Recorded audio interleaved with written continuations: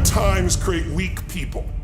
Weak people create bad times. Bad times create strong people. Strong people create good times. My whole thing is leaders anticipate, losers react. If you can anticipate what's coming, you can really take advantage. If you wait till it hits you, you're in trouble. The biggest problem people have is they think they're not supposed to have any.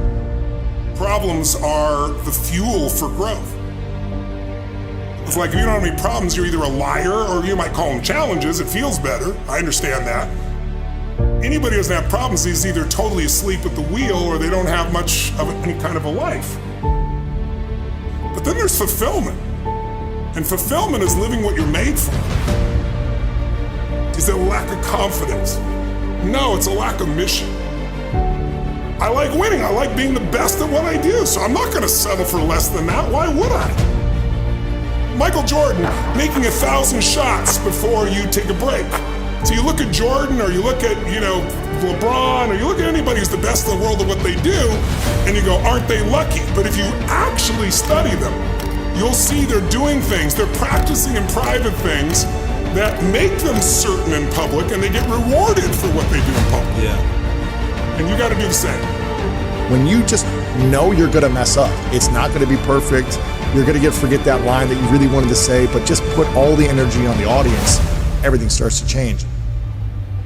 If you stay ready, you don't have to get ready. It's a shift in your identity. Every single day, 6 days a week. What matters? A few subjects, your body, because your energy matters. That energy is low. Everything I just said is worthless to you. Because when you're low energy, you don't use your full intelligence or ability. You need emotion.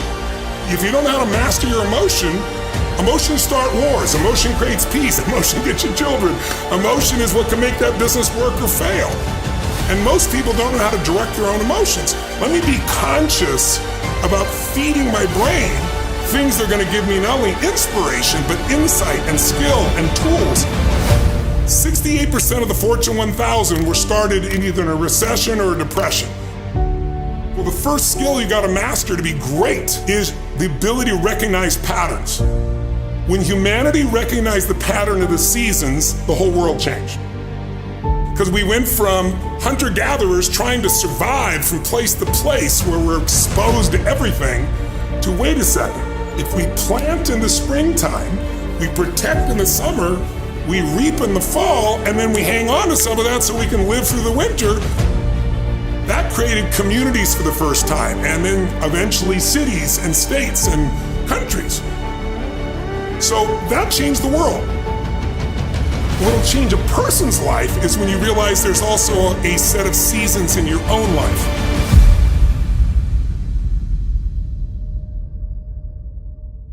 And so think of it this way, 0 to 21 is springtime. Things are easy to grow in springtime. You don't have to do that much. Growing as a kid happens naturally.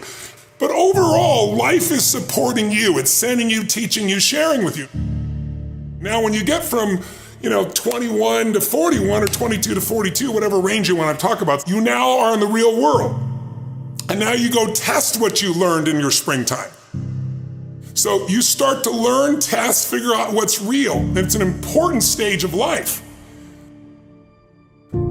42, 43 to 62, 63 is the power of your life. If you worked hard in the spring and the summer, and you put yourself out there and you planted, it's a reaping time. It's a time when you really become a leader. And then if you're lucky, you go from 63 to 83 and maybe 83 to 103, and you have an extended final season of your life where you get to be the mentor, you get to share. You get to make a difference. And maybe towards the end of your life, people look out for you again after you looked out for everybody else. That's kind of the cycle of life. What if you're born in 1910? World War I ends, the world looks like it's a great place, new technology, cars, radio, and then what happens? An explosion of abundance, the roaring 20s, and so you're a kid, you're 14, 15 years old, and you're like, I can't wait to get a car, to go. But what happened when that person hit the next stage of life at 19, 20, 21 years old? As they came of age, it's 1929. And suddenly, people are jumping out of buildings, total depression, dust bowl, nobody's got jobs. It looks horrific, and it was horrific. But did they get a break? No, when they turned 29, it's 1939. It looked like the whole world was gonna end. Hitler was sweeping across Europe, bombing London. It literally looked like the world as we know it was over. This is what gives me great optimism for everyone watching here. Winter's not forever. No pandemic lives forever. Everything changes and everything ends. And the good news about winter is it's always followed by springtime. What follows the night? The daytime. What a cool way to set it up if you were God or the universe. The first thing I do every single morning is I go in freezing cold water. And when you jump in, it never feels good to go in, but getting out, you feel incredible. But I do it for a different reason. I do it to train my brain to say, when I say now, it means now. When I say go, we go. I don't stand there because it's cold and go maybe in a minute when I'm ready. But I always do it because I've trained my brain. This is how we work. And if you train your brain to do that every single day, then it'll do it on the more difficult and important things in life. But the essence of it is, I change my body radically, and I do 3 things to make sure that my brain is primed. And what I mean by primed is, most people think their thoughts are their thoughts, Lewis, and you and I know better. Most people just don't understand that you are being primed all the time, and unless you prime yourself, you're gonna be primed by the environment. So I wanna take control of my brain, so I do 3 quick things. 1, I take 3 minutes of those 10 minutes, after I've changed my body, and I focus on 3 different events in my life that I'm grateful for. I usually pick 2 big ones and 1 small one. It could be as simple as a smile on my daughter's face, and it changes your biochemistry.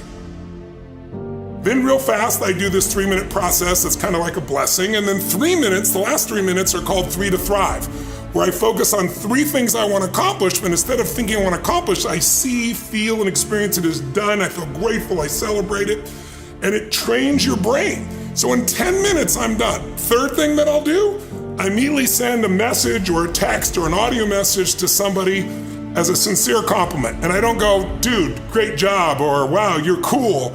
I say, hey, listen, I saw you on Tuesday with those kids, and I saw you take that extra 20 minutes no one else did. And I just want you to know, I saw that, I thought that was incredible. So I'm always very specific so they know it's not just some positive thinking bullshit call, it's sincerely doing it. It makes me constantly look for the good in the people I work with. 4th thing I do is whatever I don't want to do, the most challenging part of the day. What's a story we all love? It's the comeback story. It's the comeback, it's the Rocky, it's that music where all of a sudden you step back up and you take control and rock.